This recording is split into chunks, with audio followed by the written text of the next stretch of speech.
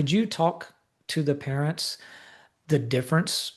And this is where I think some of us get wrapped around the axle and kind of confused on the difference between being allowed to have a feeling versus acting out or acting on Mhm. the feeling. Could you talk about that from a professional standpoint, what that looks like?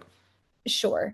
So I'll start with baseline. I Someone said it to me like a while back when we were like talking about kind of like a conversation like this and talking Mhm. about the fact of like I feel frustrated sometimes, you feel frustrated sometimes, like, and that's okay.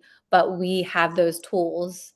We've learned those tools on like what's the appropriate way to release that frustration. Like, do I Mhm. need to remove myself from the situation?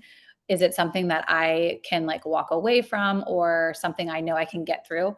So I, as a society and maybe just like in schooling, we've kind of moved to this like of like just staying on this level of like we don't need to feel frustrated, or if you're frustrated it's fine, like you'll just get through it, rather Mhm. than teaching the tools of feeling frustrated and what's maybe socially appropriate.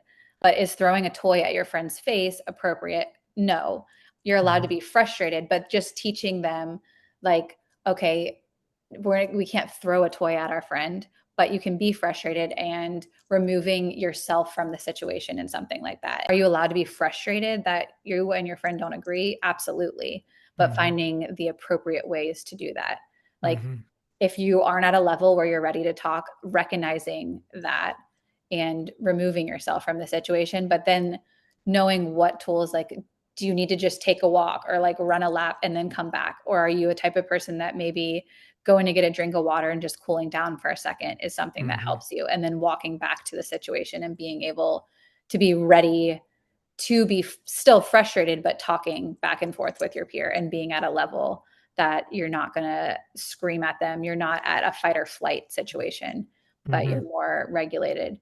Because there are adults out there and there are children out there that can't answer those questions, like why did you throw the toy at the other person when you were upset, like Mm-hmm. that to them it seems just like an automatic response. And what I'm Mm-hmm. hearing you say is what you do is help kids develop tools to create a gap between the Yeah. feeling and the reaction. Is that what I'm hearing? Mm-hmm. Yes.